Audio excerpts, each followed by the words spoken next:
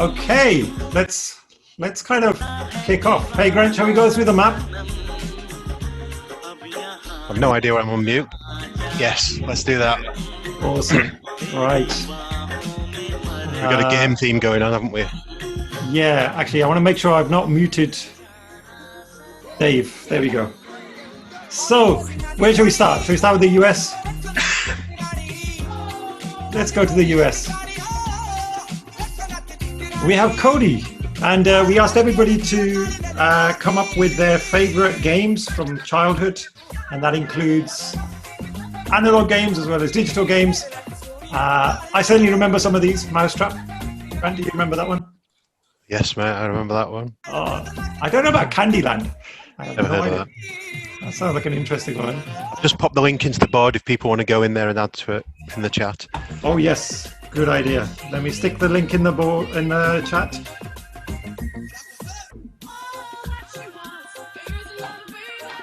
Right, it's coming. It's coming.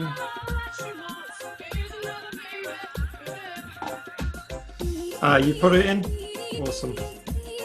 Let's just put it in for everyone. And Grant, if you can just help me admit people as they join, just in case I forget. So I just admitted all the people in.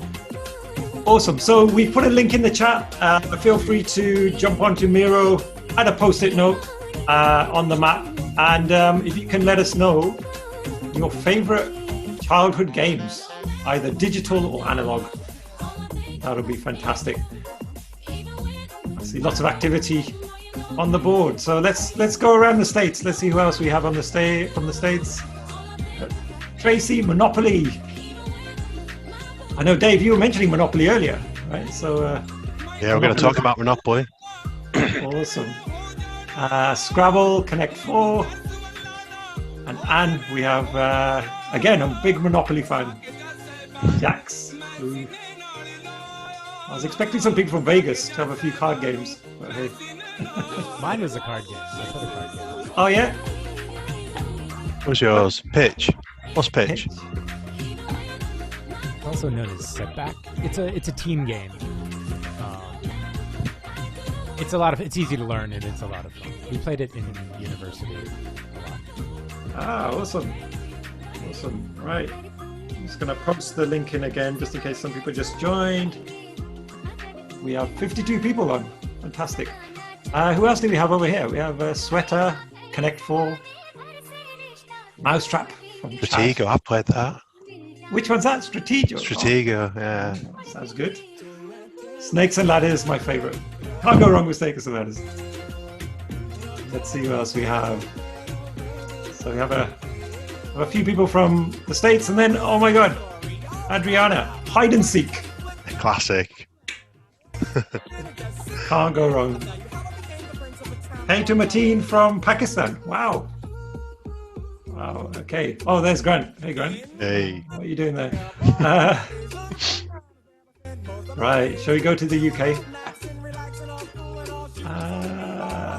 Go on then, Grant. I'll let you read out a few of these. I've got to look at mine.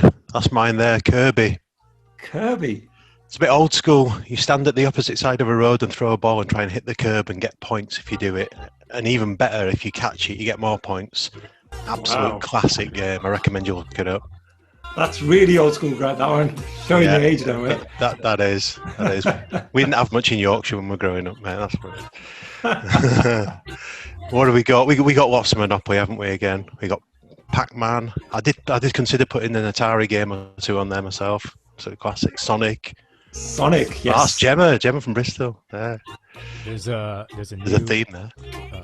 Documentary on Netflix called High Score, and they cover Pac-Man and Miss Pac-Man.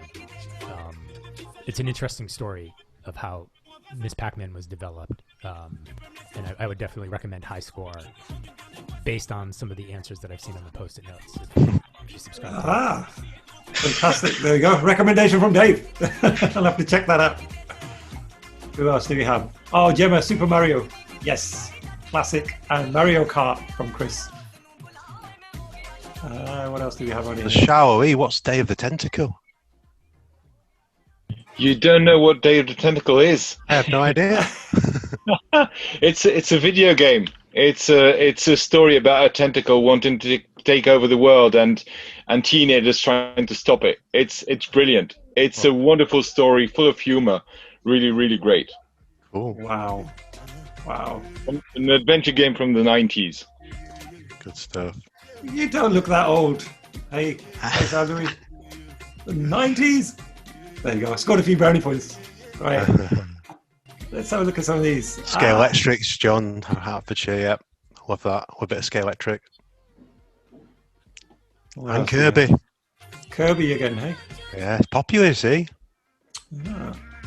Oh, look. Bronya. Here we go. Chess. Can't go wrong with chess. I'm rubbish at chess. Pictionary, Ludo.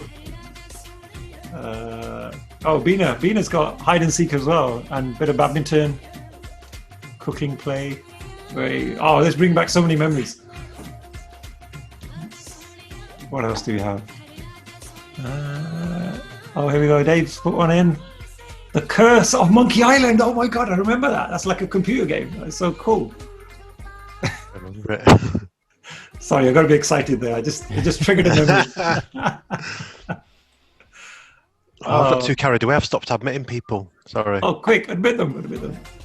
There you go. Oh, look at this. Now we're going into Germany. We've got Cluedo, Uno, Tetris. Yes. Frogger. What's Frogger? Have you guys played Frogger? I played Frogger on the Atari. You could get a frog across the road without getting splattered. Ah, awesome. Krola, my good friend from Deutsche Bank. Uno, Ludo, Pairs. Superb. What else do we have? Stockholm. We have Sandra from Stockholm. Skypo. Don't know that one, I'm afraid. We'll have to Google some of these. What about in Poland? What do they play in Poland? Card games. A generic one. Wolf collects eggs. What's that? Interesting. I'll have to have a look at that one. Andrei from Romania. Bună seara. Hide and seek. Hey, Andrei. Andrei, I know that much Romanian, like a little bit. You pronounced very well. Ah, thank you. Numele meu este Paddy. How is that? Good. Okay. Cool. Right. What else do we I have? feel like as we go further east, Monopoly seems to drop off. Yeah. That's true. Let's see who else have we got. Got India. India. India at the bottom there, yeah. Got a couple. I was reading these earlier. These sound really interesting. Oh, it's Prem. Prem. Oh, yes. I'm Indian. I can't even pronounce that, so I'm not going to try. A game with 7 little round stones. Wow. We used to play this in India as well, but it was with a different name. Ah. Yeah, I'm from North India basically, but there it was a different name. There we go. Slight variation, hey, Ritu? Yeah, but the game was the same. Aha. Fantastic. Is there anyone we've missed over here? Let's see. Someone from Australia. There we go. Is that Bronwyn? Yes. Bronwyn's got a bit. Yes. Yep. Bronwyn, again, you get the prize. Yeah, see, I remember that. Most dedicated Meetup member. Hardcore is Bronwyn. It's like 1 a.m. Is it 1 a.m. or 2 a.m.? What's the time? Yeah, no, it's 1 a.m. Fair play. Wow. Now, Bronwyn, I noticed that you specified Foursquare with the tennis ball because normally it's played with a bigger rubber like schoolyard ball, right? That's right, yeah. So it was really popular at break time to go out and play that, yeah. Okay. And you just hit it with your hand. You hit the tennis ball with your hand. Yeah. No, good to be here. So lovely having you, Bronwyn. Thank you so much. Right, shall we put the Slido poll? Let's do a Slido poll. So, folks, I'm going to put another link. New Zealand. There you go. Balloon tennis. So, in prep for today's session, folks, if you can click on the Slido link I've just put in the chat, and just answer that question on there. It basically just asks, who's heard of Gamestorming? And that'll just help our guest today as well, just to get a bit of an idea of what we already know. So the Slido poll will have these questions. So let's just present this. So let's just see this in real time. Let's have a look. There we go. So how familiar are you with Gamestorming is the question.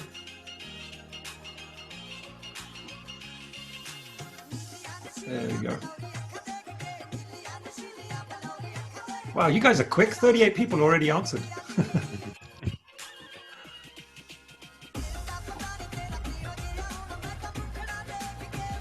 So I think, Dave, we've got a fairly new crowd to Gamestorming, so that's going to be good. Awesome. So let's see how many people we have now. 46 people have responded. Superb.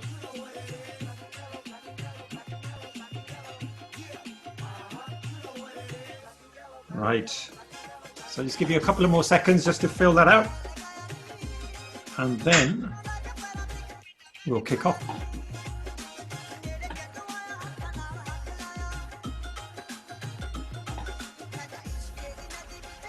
I know there are a lot of Gamestormers in Australia. It's quite popular there. It's actually gaining a lot of popularity. And I'm judging this based off of web traffic and newsletter subscriptions. Yeah. It's really gaining a lot of steam in India. I don't know how it does that, but that's just what I see in terms of traffic patterns and newsletter subscriptions. Yeah. Awesome. Right, folks, shall we kick off then? Grant, are you ready? I'm ready. Are you ready for another visual jam? Okay, we have Dave. Okay, awesome. So I'm going to stop the music. Firstly, thank you everyone for joining. It's a pleasure to be with you this evening. And I do thank you for giving up your precious time, because you could be spending it playing with your kids and doing all sorts of great things. You could be investing in their future, in their education, but you chose to be with us this evening. So we're really grateful for that. You might regret that decision later. No, maybe not. Hopefully not. So today's session's all about Gamestorming. And we have a super guest today. What we'll be doing, I'll be just monitoring the chat. So if you have any questions throughout, just feel free to put them into the chat. And then we'll try and pick them up as we can. We're going to make the session a little bit interactive as well. If it's your first time, just join in, have fun. I think that's what it's all about. So I'm Paddy Dhanda. I'm based in the city of the Peaky Blinders in Birmingham, in England. And I have my awesome co-host, Grant Wright. Grant, do you want to give a quick intro? Yeah, sure. So I'm slightly further out than Birmingham. I'm in Shropshire, in between Wolverhampton and Telford sort of way. In this session, I guess Paddy and I were talking about the Visual Jam Meetup, and whilst we predominantly are looking at visual thinking, we wanted to try and cover a broader spectrum. We wanted to try and cover all the things that create engagement and spark creativity at work. So Gamestorming was a topic that I was kind of already interested in, and I dabbled in. And then when we spoke to Mike Rodey, who was our first guest on the Visual Jam, and we explained what we did, he kindly offered to make an introduction to Dave Mastronardi, who's with us today. So Dave is the CEO of the Gamestorming Group. I heard Dave speak on Yuri Malchenko's podcast and talk about his journey. I found that really fascinating, and the crossovers between Gamestorming and visual thinking. So I'm really pleased that we've got you to agree to come and speak to us, Dave, and to kind of share more with the group at Gamestorming. So I won't go any further than that, but to introduce Dave and let you say a little bit about yourself. Thanks, Grant. Thanks, Paddy. I'll speak up. Suzanne, I saw your note. I know sometimes with the microphone, it doesn't always come through. So if you're having a hard time hearing me, let me know. Yeah. So you might have to turn it up. I know it's not the same for everybody. Again, Grant and Paddy, thank you for having me. I don't know if Mike is here, but you mentioned that he was the one who recommended that you take a look at me. And so, thanks to Mike, I know that he had a great session for your kickoff, your inaugural Absolutely. session. And so Mike is always a tough act to follow. as you mentioned, we're gonna do some experiential stuff. We're gonna go through a game or two. Before we do that, I want to walk you through a little bit about what Gamestorming is. So I'm gonna share my screen. I'm gonna continue to turn the mic up here as I see those comments coming in. So I'm gonna share my screen. Paddy or Grant, are you guys having any difficulty with the audio? No, you're loud and clear for me. Okay. Right for me. You're a little quiet to start with, but I think you're better now. Okay. Sharing screen.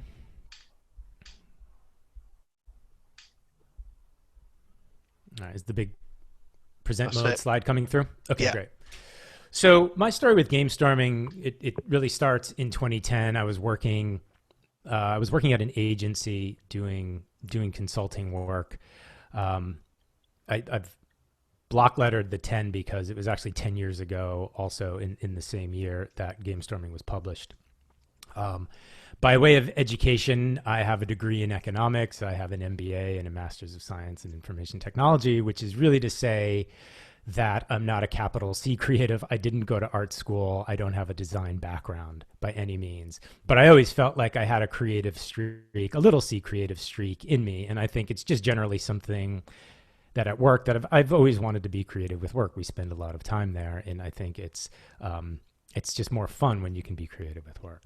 So, the extent of my creativity at the time, as I was filling PowerPoint slides with text for different clients and doing strategy consulting, I got to choose a sans serif font, for the cool and hip clients, and it was Times New Roman for the conventional, more traditional clients. That was about it for me.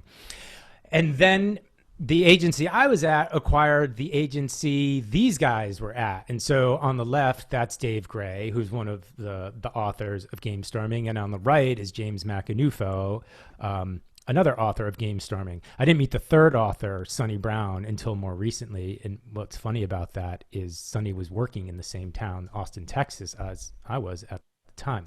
But Dave founded Explain, and James was working there. And all of a sudden they were my colleagues. And like I mentioned, Gamestorming was published in that year. So as I'm in Brooklyn, and so and it's about 1:15, and so I apologize for the street noise. So the book came out that year, and as the conquering acquirer, we got a free copy. That's just part of the deal, right?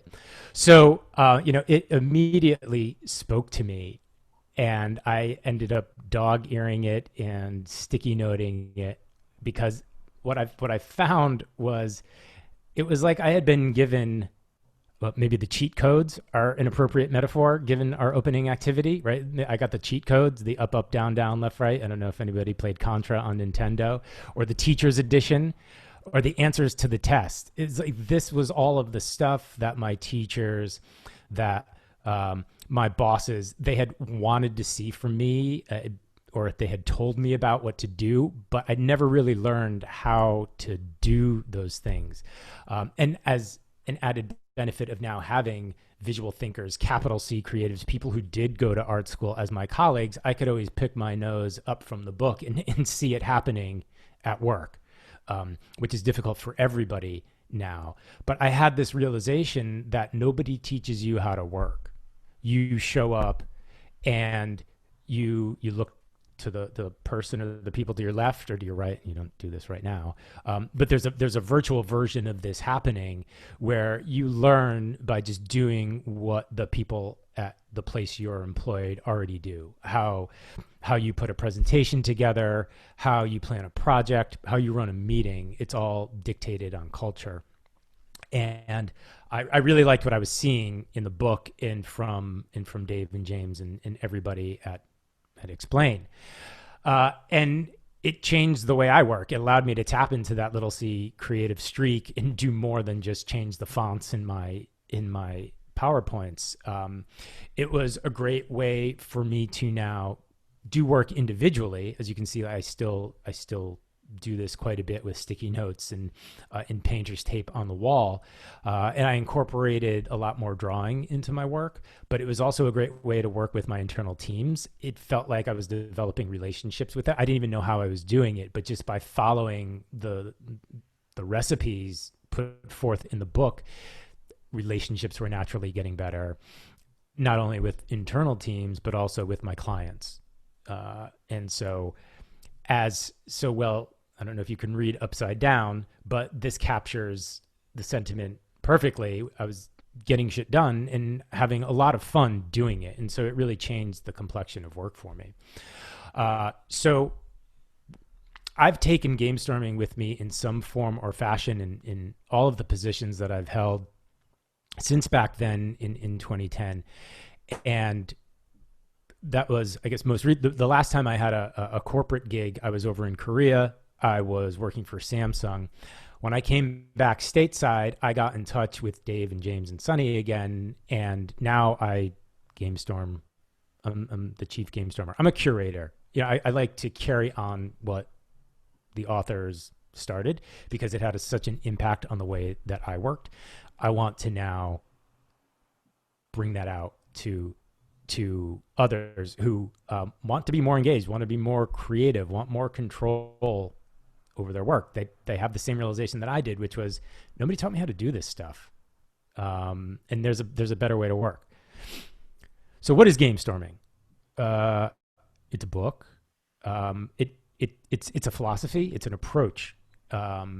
Yes, it's visual thinking. You'll see design thinking in there. You'll see systems thinking. You'll see complexity thinking.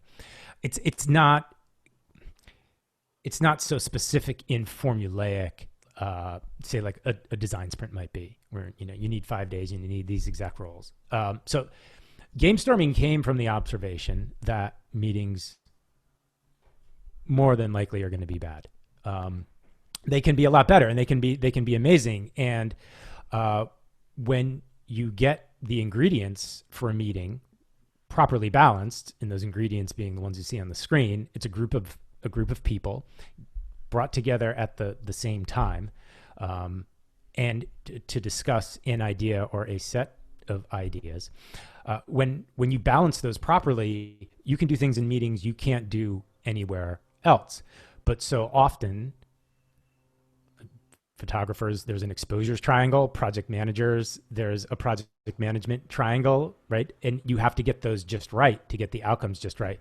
And so often, and we've probably been in more bad meetings than good, these variables are mismanaged. And so in order to bend these variables to our will, we need a philosophy.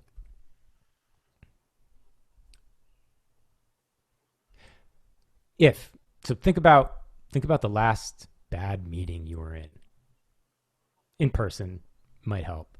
You can play Monopoly virtually, but think instead of having your meeting, you scrapped the agenda and you had enough Monopoly boards in there for everybody to start playing Monopoly.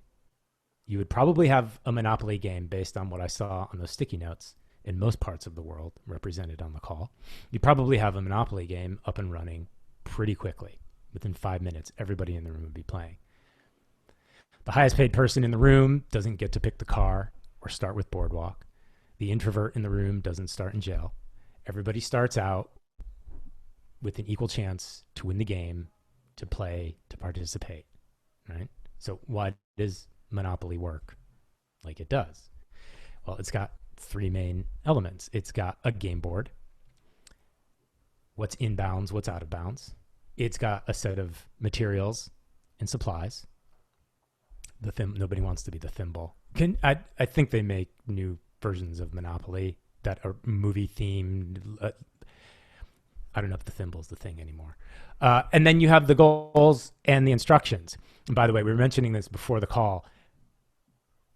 If you play by the instructions in Monopoly, you can wrap up a Monopoly game in 90 minutes. It's all of the house rules that lead to those 5-hour Monopoly games that nobody wants to start.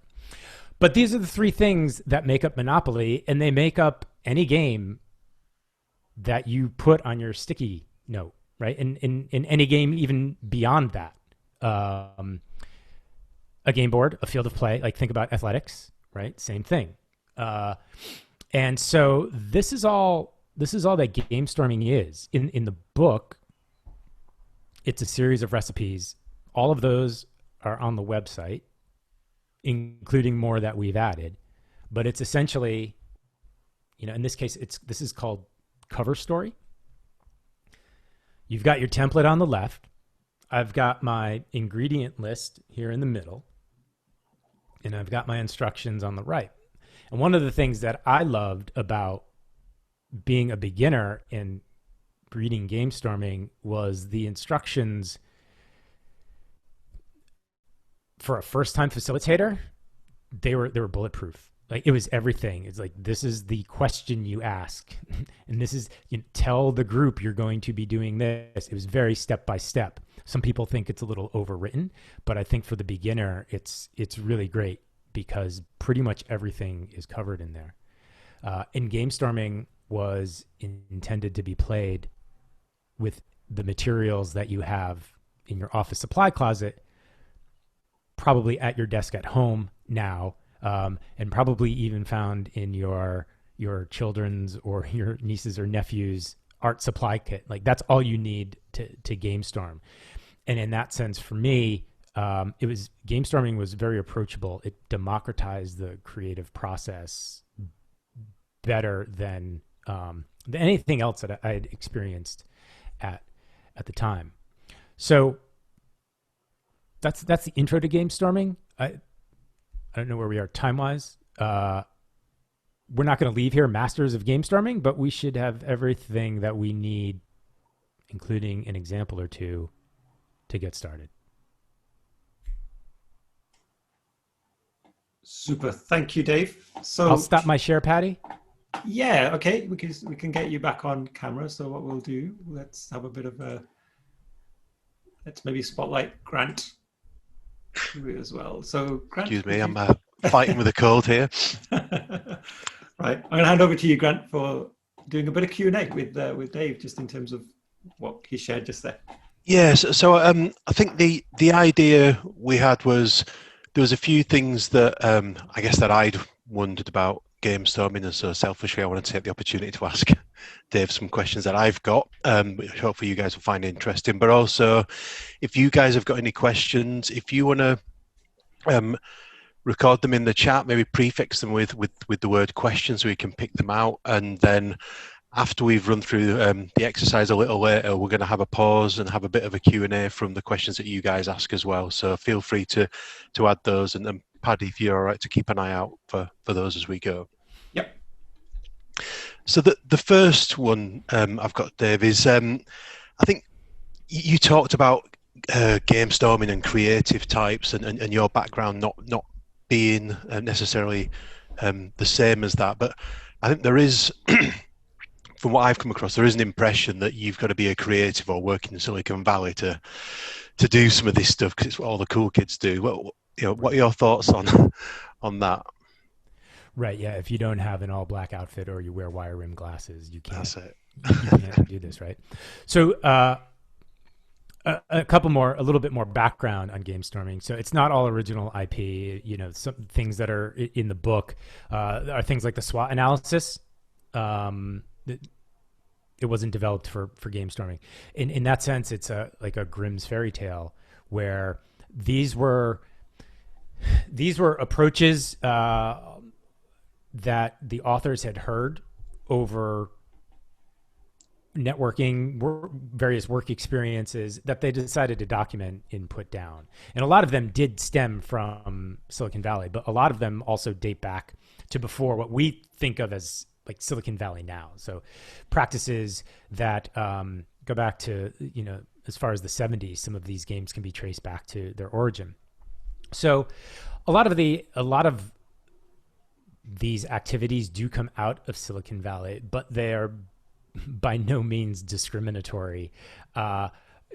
They are associated with things like Scrum and Agile and web development, but product development but in reality, they can be used. They can be used for anything. They can be used in your personal life if you want. I've used what we're going to do later quite a bit in that regard. So and this is maybe the gap that Gamestorming has is it's not the book is it's not as prescriptive as when you use these things as it could be, and it leaves. In some ways, it's good because it leaves it up to your imagination to take the game and tweak it and apply it for whatever it is that you're doing. But this is something that if you're in finance, whether or not it's in Silicon Valley or not, regardless of the type of company you're at, these are techniques. The open, explore, close approach, which I would say is as much of a philosophy or prescription for how to GameStorm as anything, and it's very open-ended, can be applied to kicking off any kind of a project. It can be applied to strategy development. We've developed board games using the approach, and so it really becomes a tool or a set of tools for you to use to approach a problem and gain clarity around the problem. And I think that's where it starts to overlap with visual thinking. That brings us nicely on to the next question, Dave, which is exactly that. I think a lot of people that are involved in this call will be interested in understanding more about where is that overlap between visual thinking and game storming that we alluded to. Sure. So it depends. How do you define visual thinking? So even something as text-based as writing a thought on a sticky note and putting it up on a board, virtual, in real life, I mean, that's visual thinking. I think the idea is you want to communicate an idea, you want to clarify an idea, and I think even something as constraining as the size of a sticky note with the thickness of a Sharpie marker really forces you to distill an idea or a thought to its core. So I think that is, but then put it up on a wall for other people to see and vote on it or get sparked by an idea. So when we talk about visual thinking, I was thinking about this before the call, like what's the ultimate litmus test of what can be defined as visual thinking? And I don't know if it's the right answer. I think the one that I ended up on was, is it clarifying? And so I would say all of the games certainly incorporate, like I said, some kind of canvas, some kind of framework that is not just text, but it also involves the way that the game is presented. It's always done in a collaborative manner, which I think is another element of visual thinking, because you need other people involved for it to be visual. One of the concepts that I think Gamestorming in games, so go back to any of the sticky notes that we had on our map before, really taps into the visual thinking is the concept of the extended mind or the extended brain, where I think you had Mike Rohde on a couple of weeks ago, and you were sketchnoting, right? And you were essentially taking what was in your brain and you were drawing it. You were sketchnoting it, and you were identifying the relationships between the different concepts or the characters, and you're essentially taking the dynamics of his talk. I think there was a Steve Jobs speech, and you're putting it down on paper. And that's essentially what a game does as well. Like if you think about a board game, you're creating a world and you're defining I think in video games, it's called the engine, right? Like the rules that govern that world. And so a board game with it, or any game with its field of play, with its tokens, with its community chest cards, with its currency, you're actually mimicking real world complexity in a very safe and okay place. But you're doing it in a visual way because you're looking at those boundaries, you're seeing what's in and out. you are exploring the relationships between different things. And so that's really at the core of all of the games. And it's why having a game board or a template, even something as straightforward as a 2x2, or even if it's a timeline, as a representation of some kind of a dynamic that allows you to see a boundary and draw relationships between the things you annotate or you place in or out of those boundaries. So it can be as we'll call it, and I'm careful to use this word, artistic as a sketch note, but it doesn't necessarily have to be. It can. The 2x2 is, I think, a really good example of something that I would say is minimally artistic, but it's certainly visual thinking because you're representing relationships and boundaries spatially. That makes sense. Cool.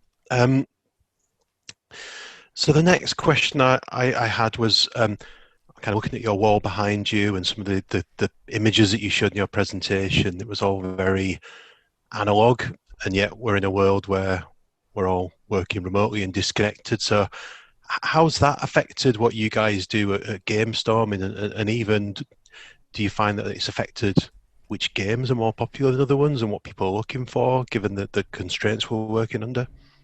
Certainly, yeah. I think maybe two different answers in there. One, the way we can't go in and do a workshop with sticky notes and flip charts right now. So everything has been moved online, and I think the activities, very little changes in my mind.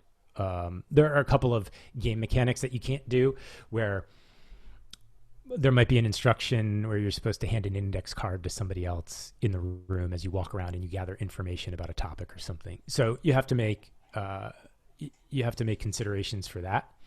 But for the most part, and again, it's pretty easy because every game already has a template, already has a game board, to take that and bring it into your digital whiteboard of choice, even if that is a Google slide or a PowerPoint presentation for people to collaborate on real time.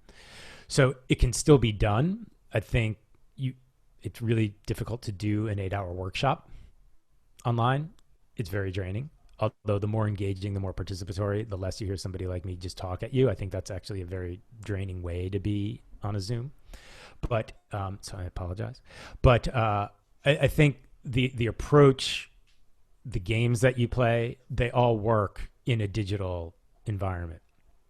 So it forces you to be creative. I think that's actually one of the fun things about being a facilitator right now, is that you have this big shift to doing everything online, and it can well be done.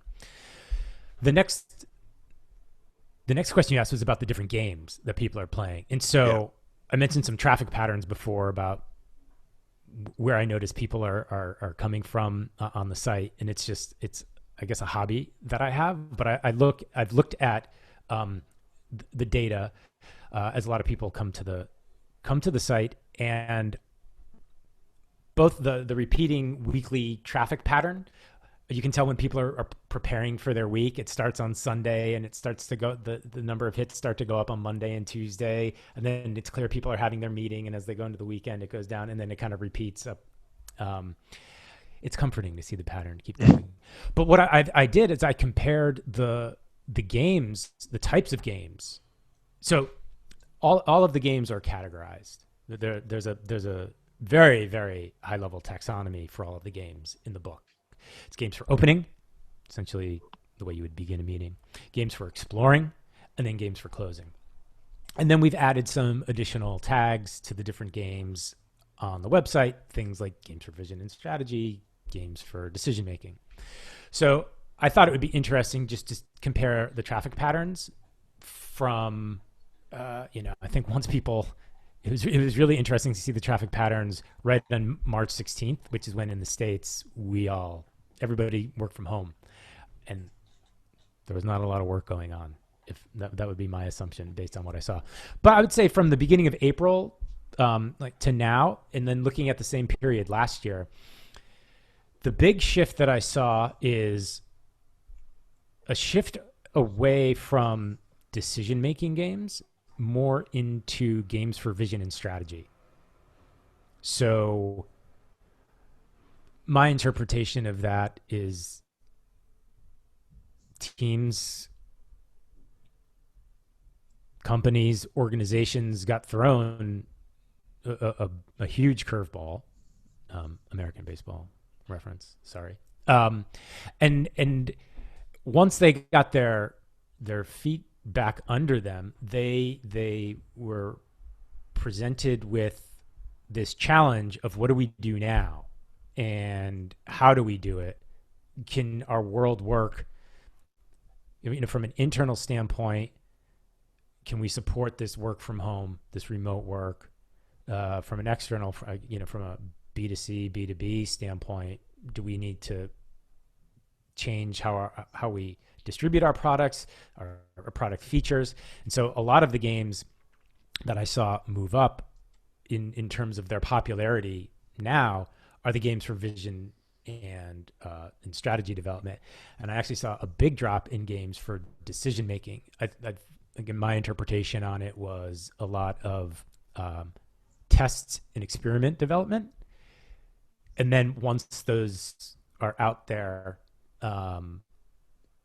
you need to analyze and make the decisions. But that was clearly being put off until they figured out the tests that they wanted to run. So a lot of the games like Cover Story, right? That was a big mover.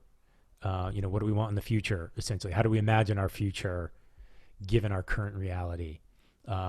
Another one was a pretty open-ended brainstorm that we call 3-12-3, which is really like a word association and concept development that uses the constraint of time so that you're not filtering your ideas. And self-editing is usually a creative block. So, and then the empathy map, which is something that we're going to go through. It's always it's always been the most popular game, and maybe for the folks on the call, you've come across the empathy map. That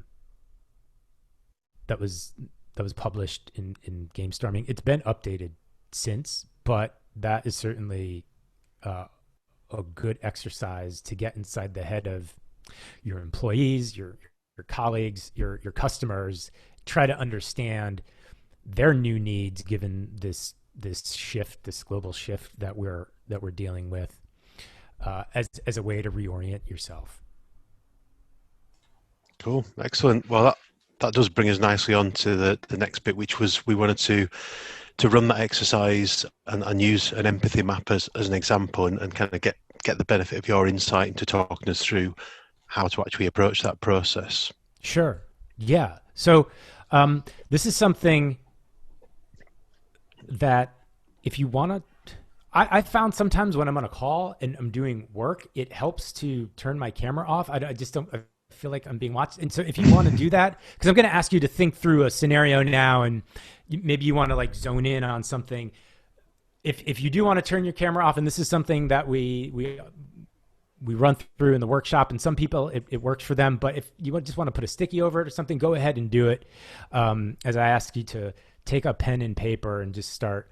We're going to do a quick little writing exercise, really brief, and then we're going to go and we're going to walk through an empathy map.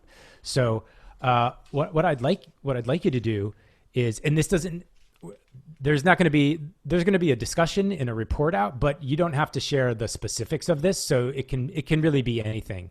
Nothing, you can explore something that you don't necessarily have to share with the group. So think of a situation that you're interested in exploring a little bit more. Maybe you're at the beginning of something, or maybe you're in the middle of something at work. Maybe it's not at work. Maybe it's at home. It doesn't matter. Something you'd be interested in exploring a little bit more. Perhaps it's a decision that you want to make. And just, if you've got a pen and some paper, what do you notice about that situation? Just jot some notes down. They don't have to be complete thoughts or sentences. But what do you notice about that situation? What do you wonder about it? How's it going? Is it a good situation? Is it bad? What is going well? What might be going wrong? Is there a decision that you're facing in that situation? Just anything that comes to mind. Give you maybe another 30 seconds.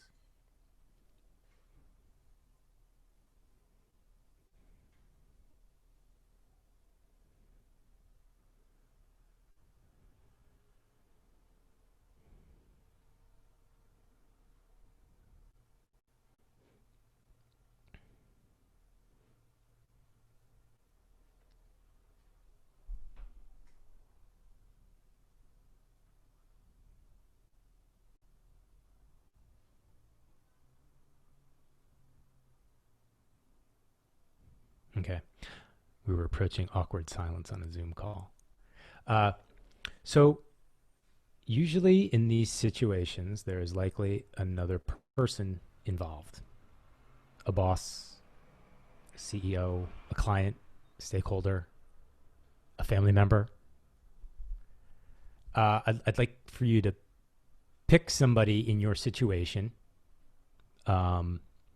someone enigmatic you'd like to understand a little bit more. And Paddy, whenever you're ready, if you want to bring up an image of that empathy map.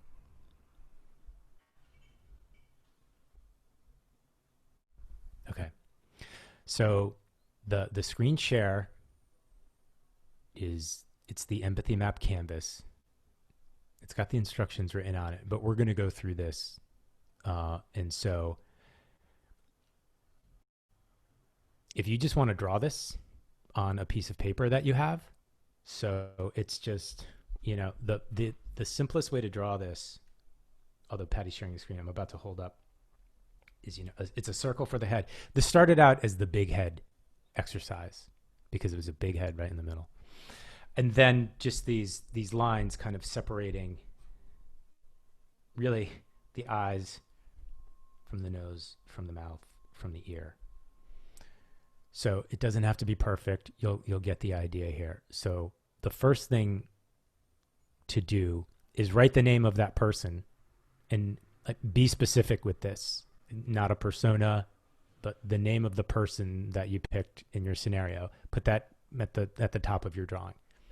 Dave, we've had a question in the chat asking whether it has to be an actual person or could it be someone you haven't met or a group of people? So the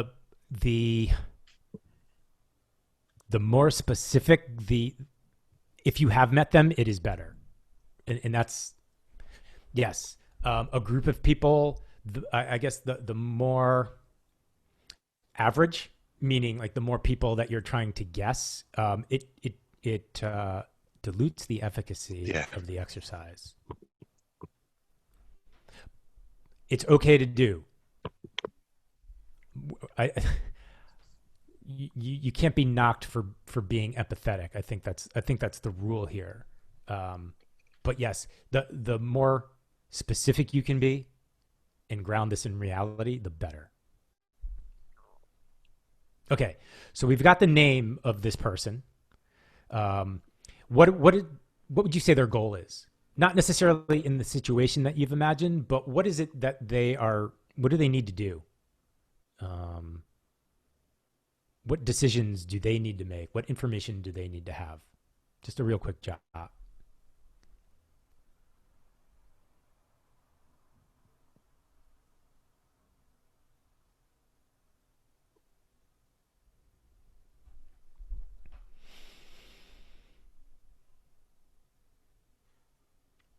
Okay, so now around the head, we've got these different sections, and so you can see there's a section for what this person is seeing. It's where their eye is. So as you're trying to put yourself into this person's shoes, what is it that they see in their world? And this is as literal as possible.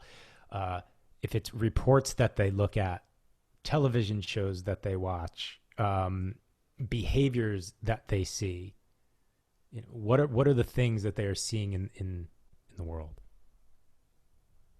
What are they reading?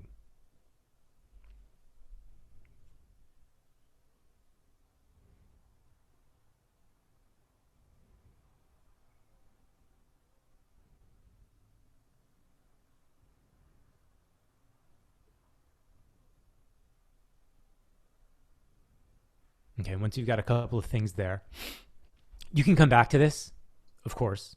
What are they saying?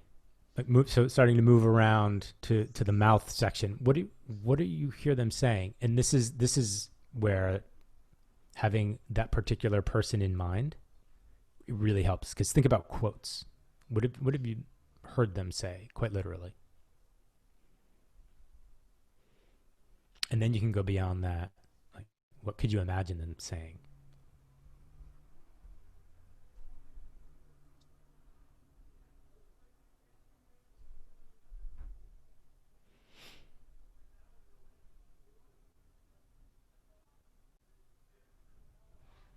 I think this one's always, the say is the one that always comes to my mind. I can usually hear the people saying things. I can call that the quickest. What do they do? So the next section down where the neck would be. What do they do? Where do they spend their time? What behavior have you observed them engaging in?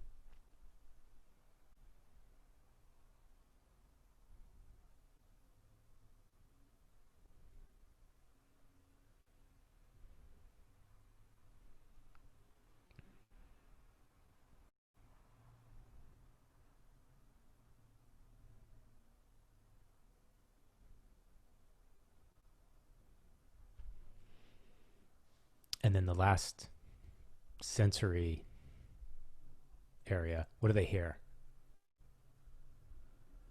This one always lit up for me initially because, like, what do they hear from their boss?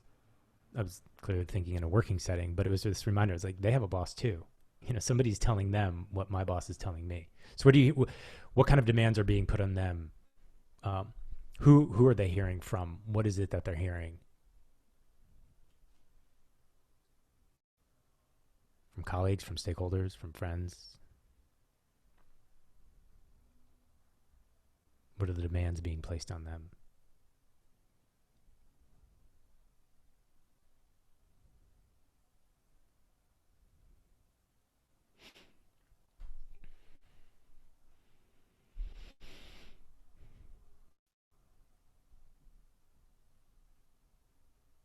Okay, so we've gone around the outside world for this person, and the next step is to go inside here. So when you think back again with the named person here and the job that they're trying to do,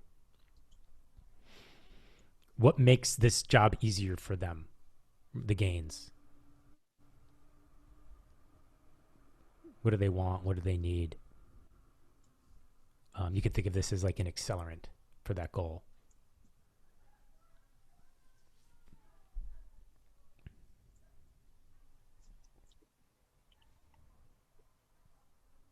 So Dave, we've had a couple of questions in the chat about the context that you'd use this model in. Mm-hmm. So I think Katrina's talked about it being useful for preparing for a meeting with a boss or a client, but Sure. she's finding her scenario didn't align too well with the task. Mm-hmm. So where would you see this being kind of ideal? I think it's anytime anytime you're about to start something, I feel, because anytime you're going to do something, and I'll keep this in a work context, but anytime you're going to do something, you're going to have stakeholders. And so maybe you're going to go through a communications plan or stakeholder analysis, or you're designing a product and you want to know, well, what's important to design into this product? What needs to get communicated in our communications plan? Well, you're doing this for somebody, right? Or there are other people involved that will help you get your thing done. And so it's really important to understand the things that motivate them and the things. So, and then I'll just ask you to finish the exercise. If everybody would go through and just, what are the opposite of the gains? What are the things that slow them up? What are the things that make their goal more difficult to achieve? So look, I've even said that an empathy map is a much better Valentine's Day card than anything you could get from Hallmark. And I mean, I think it's true, and maybe you're starting. I see some head nods as you're going through this, and you're starting to realize just what this kind of does and the insight it gives you when you're thinking about somebody else. It's actually, who is it? Katrina and Francesco. I'm happy to talk offline too. I can't see a situation, a project, any kind of initiative that I am about to start or undertake, or even something that is underway that wouldn't benefit from this. Like, I don't know when I wouldn't use this, if that makes sense. Look, maybe there are some things that have nobody else involved in they're essentially being done in a vacuum, perhaps. David, sorry to interrupt you. What if the person I'm interacting with is already, let's say, a partner in that activity, is already supportive? So it's not an antagonist or someone to convince. If they're already supportive,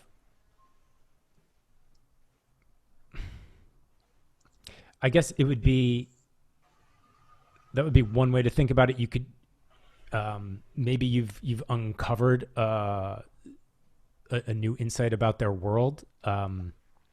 I think generally I would choose somebody who maybe wasn't supportive. I mean, I'm assuming there was a reason that you picked this person, and I'm not quite. If there were other people, maybe you didn't understand them. But yeah, generally it would be somebody that I wouldn't understand, or that I didn't think was supportive for the exercise.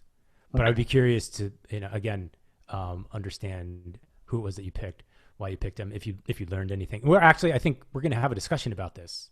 That some of these questions will also surface in like a brainstorm. So I'm interested in that as well, right?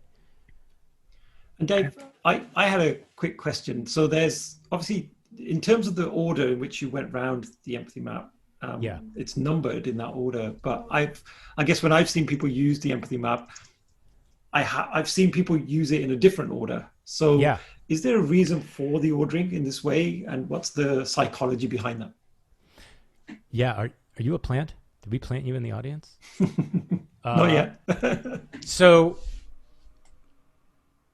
there are a lot of versions of the empathy map out there. And what I've started to notice, especially with the popularity of the digital tools, it's almost like they've become gatekeepers for a lot of the templates and the procedures that people use in workshops and facilitating meetings.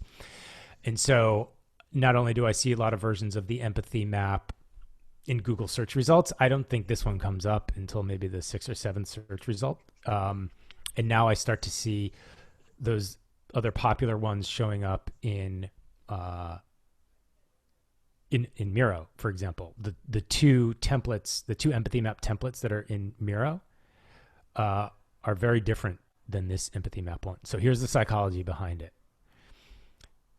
When you look at those other ones, you start with think and feel. When you do this way, the assumption is you can't get into the head of this person. You can't understand what they think and feel until you go around the sensory areas, the outside world first. What do they see? What do they say? What do they do? What do they hear? It's not that if you start and think and feel, you're not going to be able to come up with some things. It's just you're going to have better ideas about what they think and feel when you go around the horn. You're going to have some, oh, wow, yeah, okay. This makes a lot of sense. And you're going to have some ahas before you even get into there. Or right when you get into it, you're like, okay, now I see this person in a completely different light that I might not have been able to achieve if I had started right in think and feel. So that's one of the reasons. So go around the head before you go inside the head. A lot of them will tell you to start with a persona. And I think the more specific you can be, it's kind of like, I mentioned average before, right? If you take the average of something, there's a good chance that nobody is actually the average. If the average height of everybody on this call, there's a decent chance that nobody is actually that height. So the more specific that you can be here, the more real that the the insights will be, and the more applicable that the next step would be as well. I'm guessing, Dave, it's also if you're actually working and trying to empathise with customers, then this is going to tie heavily into user research and actually grounding these observations on actual research and experience, not just what you think your customers think. Yeah, that's right. So I mentioned earlier that one of the, and maybe this goes back to the framing question, one of the things that I think Gamestorming and the games generally don't do a great job is telling you, like, when do you use this? Is it a project kickoff? Is it in, a postmortem type, here's a framework that I normally use an empathy map in, right? And these are a set of activities. One is the goal. What are we here to do, right? Like, so imagine your meeting or your team, you're starting this initiative. What are we here to do? Then you do who do.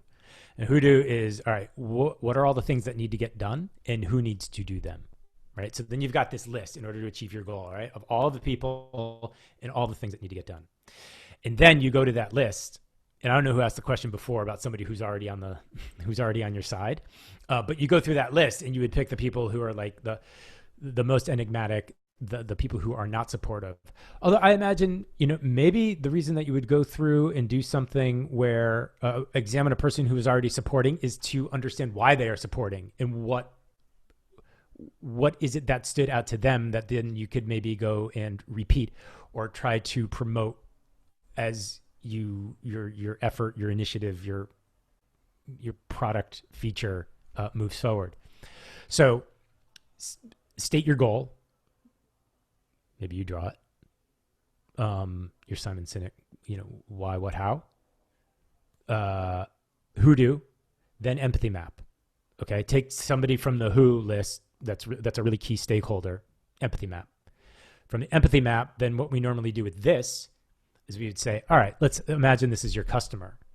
We'd say, okay, so if this is how my customer is thinking and feeling, or these are their pains and gains, what questions will they have for me to buy my product?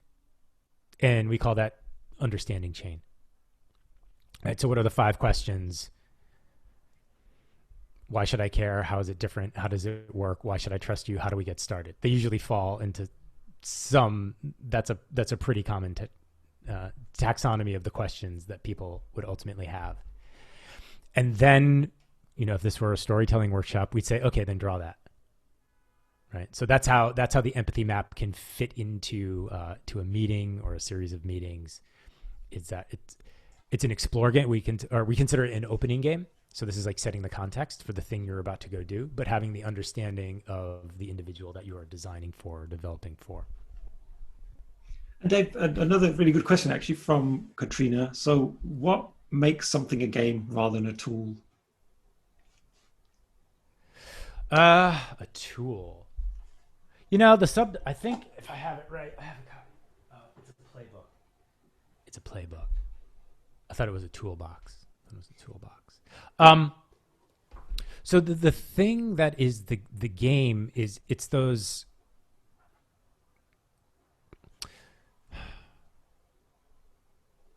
I don't know. So we talk about a game being, you have the game board, what's in and out of bounds. You've got your rules, which are essentially the dynamics that you're bringing into the game to show how the relationships in this game, or in this essentially games like a little world you're creating, and then those materials. So I don't know if a tool necessarily, when we talked about visual thinking in what a game is. I don't know if a tool will let you visualize the relationships between things, what's in bounds, what's out of bounds. I don't know. I imagine that I don't know that they're mutually exclusive. I can see tools. I can see the empathy map here being a tool that you use. We've set it up as a game because there's like a specific way that you go around and you use this one particularly. I suppose it's just a tool if there were no numbers, if there were no sequence, and I just said, go and do this. Part of, I think, going back to that Monopoly example, when I said you'd have a game set up in 5 minutes is because everybody understands the rules. It's one of those things, like we've memorized the rules, but I think a game, everybody would get on the same line or the same page and play the game the same way. And we're all agreeing to suspending our belief or participating in this world in order to complete the exercise. I suppose a tool might not be as participatory or as visual or as agreed upon in terms of its approach as a game would.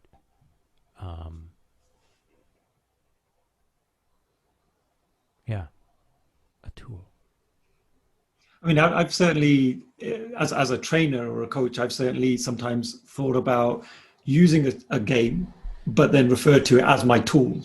So I feel like sometimes something that's a bit of fun has maybe even some reward in there, some dynamics of a game can be used as a tool. But I guess it really, everybody chooses slightly different language, I guess. But yeah, that's an interesting one.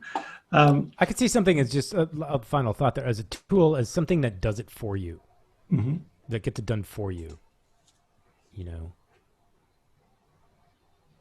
Like Excel, the sum function is a tool that, like, I don't have to go through and add up all of the entries in the column. Like it's a technology, I suppose, in that sense. A tool is a technology, right? Not necessarily being digital, but it's just something that does the thing for you, so you don't have to maybe think about it. You don't, give you the name and the job title of the person, and I'll give you their empathy map. It's like, oh, I don't have to think about. I don't have to go through the process, but going through the process is an important part of getting the insight. Great. Okay. Some interesting observations coming through on the chat if people want to have a look through there as well. We're 7:10, Paddy, so I don't know if we need to kind of move on to the next part of what we're doing. Yeah, sounds good. Dave, would you like to introduce the next section? So were we going to do the breakout rooms? Yeah, I think it'd be good for people to sort of have a bit of opportunity to network and also have some discussion on something. Yeah. No, thank you for the people who are responding in the chat to the discussion. Yeah, fun is important too, right? Having fun doing it. I don't know if tools are always fun. So yeah, what we're going to do now is we're going to break out into rooms. I think we talked about doing groups of 3 or 4, whatever the number needs to be in order to get everybody in a room for about 10 minutes and talk about the empathy map. I think take some of what's happening in the chat and allow people to, one, meet each other, but also talk about maybe experiences that they've had with the empathy map. We've set up what they use in the education world, they call protocols. That's a game in Gamestorming terms. What did you like about the empathy map or games? And what do you wonder about it? What questions still linger on? So you can use those as prompts in the discussion. Paddy just pops the link in the chat there. So if you follow that link to the Miro board, you'll find a single space where you can all collectively. So you'll be in breakout groups, have a chat about it, but it's one board where for you to drop your collective feedback into your likes and wonders. Fantastic. Okay, so Dave, roughly how long are we going to give people? About what? Between 10 minutes, as long as we have enough time for that and to do what the rest of the agenda calls for. Yeah, that sounds good. Okay, great. And I'll put a little timer on the board as well, so when you're in there, you'll know how long you've got left. Super. Okay, so I've created some rooms. Let me just assign you guys. Here we go. Okay, hopefully you'll get a prompt, and if you'd like to jump into. I remembered that I'd used a version of an empathy map. I'm not quite sure whether it was the same one, but I went to an agile meetup, agile Telford meetup, and it was all about high-performing agile teams, and so it wasn't on an individual, but it was trying to understand what an agile team would be thinking, hearing, saying, doing, how would they be behaving, what pain points are they trying to overcome, what benefits are they trying to get out of each other. So that was really useful as a way of kind of understanding a team dynamic and what they wanted to achieve. I remembered I'd done something with it recently, and I've found it. So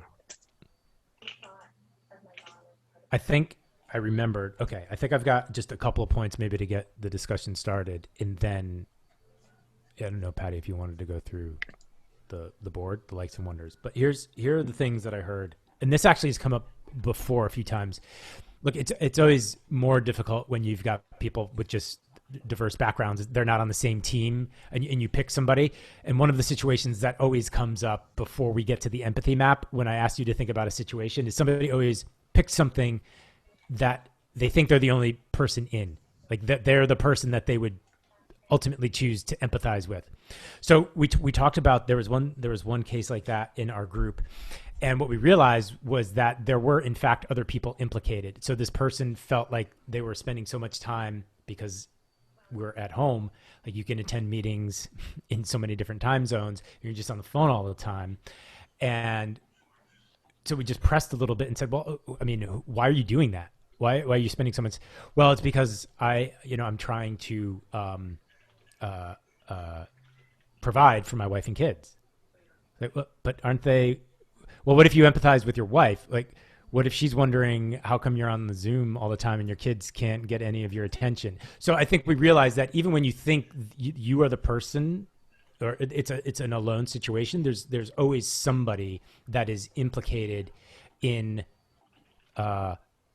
this situation. And I think that shed a little bit of light of the situation as for this person to be attending so many meetings for the sole purpose of being good at their job. Then there was another one where another observation about using the empathy map. It brought up the observation that they need to get better at empathizing, and so but is doing an empathy map enough to do that? Will that actually bring about empathy? And so we talked about, well, you can always ask the person that you're empathizing with, like if you got it right. But also if that's something that you were maybe don't want to do, or you don't have access to that person. Again, going back to a working situation, a team situation where maybe you're thinking about a customer or a boss. What if you did it with other people on your team and you all separately empathize with the same person, and then you can compare notes, and then you could learn how other people are empathizing or what they see or how they see it. It's like, oh, how'd you come up with that pain or that gain? It's like, well, I noticed that they do this or this. And like, oh, I didn't that flew right under my radar. I had no idea. And so you can learn from other people how to empathize. And so that's another way where you can practice empathy. And I think we talked about, maybe this is something that you do if you want to get better at empathy, is you can do an empathy map a week. Just take the template or just write it on an index card. A 5x8 is great. And you can just pick somebody in your world to empathize with every week. And if you have a good relationship with them, you can ask them, hey, how did I do here? And I guarantee you they will be flattered that you took the time to think about them for 15, 20 minutes. Oh, so those were some of the things that we talked about. Cool. No, thank you so much. Now, just conscious of time, I know we're slightly running over, but if folks can stay, that'd be awesome. But if you do need to go, then that's absolutely fine too. But I'm just putting up on the screen, hopefully you can see the screen, some of the post-its that people wrote. So what did you like? Loving the visual aspect of empathy, which is fantastic. Great visual tool, prompts thinking and understanding. Hearing applications in different fields. Great. Can be used in something I hadn't considered about the other's view. So I guess it really gets you to think about, like you were saying earlier, Dave, about all the different senses or two. So it gets you to really open up your mind. Would prompt great conversation in a team. Yeah, absolutely. Oh, there we go. Someone writing, this is motivational for me to finally read that book. Excellent.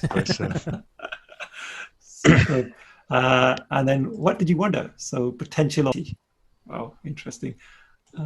Continued benefits from doing an empathy map for the same scenario over time. Oh, that'd be good.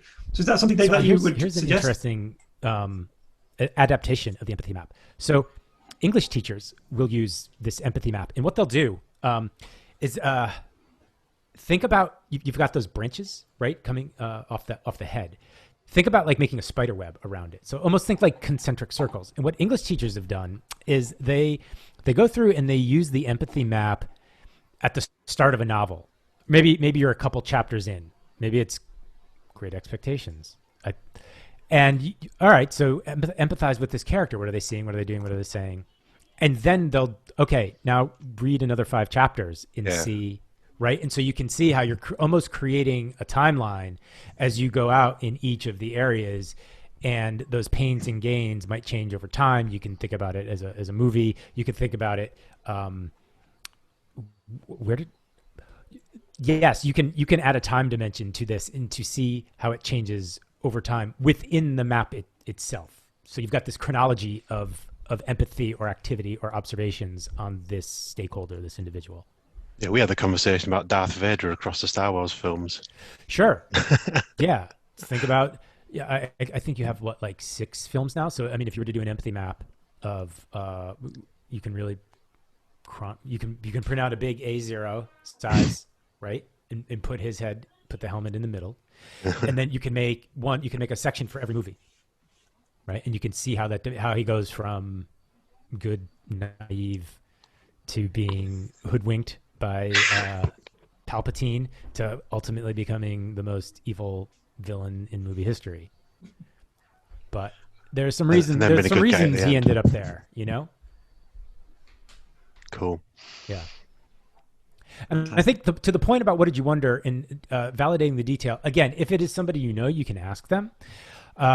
But ultimately, the way the empathy map, I talk about like that progression of setting your goal, then the who-do, then the empathy map, then the understanding chain, and then, I don't know, whatever it is, your communications plan or your product sprint. These implications end up showing up in the marketplace in a test in some form. So you will be able to validate that, because ultimately, you're going to develop that product based on the pains or the gains of the person. And so if they like it, you got it right. If not, you didn't, or you missed something. So there are even indirect ways of validating the empathy map here. Fantastic. Thank you, Dave. We are sort of now almost at the end of time. So sure. I guess just a huge thank you, Dave, for spending your afternoon, I'm guessing, is it over there with us? So really it was a great time, actually. Worked out really well. Super. Many of them thoroughly deserve it. So I just give folks a second to come off mute. And yeah, let's just give Dave a big, huge round of applause. So thank you, Dave. You've been absolutely awesome. So, Dave, any last words from your side before we just jump onto the next upcoming visual jam? No, go ahead. Go roll into it, Paddy. Awesome. Right. So let me just put a bit of music on just as we do a bit of an outro. And please don't leave before the end. I'd love to take a photo, a Zoom sort of picture, and we'll post it on social media. So let me just get my slide ready. Here we go. Right. 1 second. Okay. So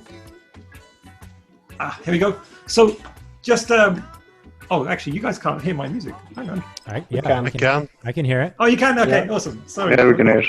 Okay, good. So just to say, one thing we forgot from the last visual jam was a kind offer from Mike Rohde, who's offered a sort of a voucher code. So if you go along to peachpit.com, you can get 40% off all the goodies there. We'll send that out through the newsletter as well. We'll be sharing the link for the newsletter on the chat as well, so I'll do that very quickly before we go. Also, Dave's kindly offered a white paper on why games and the decision-making canvas. So that's something that you'll be able to get hold of if you sign up to the newsletter. We'll send that out as well. So that'll be awesome. And last but not least, the next upcoming visual jam, we have one of our resident members, Charles Louis, who will be presenting a session on the art of storytelling with visual thinking. So super excited about that. We're going to have lots of fun again. So I don't know if Charles Louis, are you still on, or has he left us? I'm still there, yes. He's still here. Fantastic. Good stuff. I don't know if that was the right picture for you, Charles Louis, but it looked like the most thoughtful. It's perfect. It's perfect. It's from a storytelling session I did in Peru just before the lockdown started. So it has a special meaning to me. And you know, it's all going to be like a once upon a time and how to do it visually.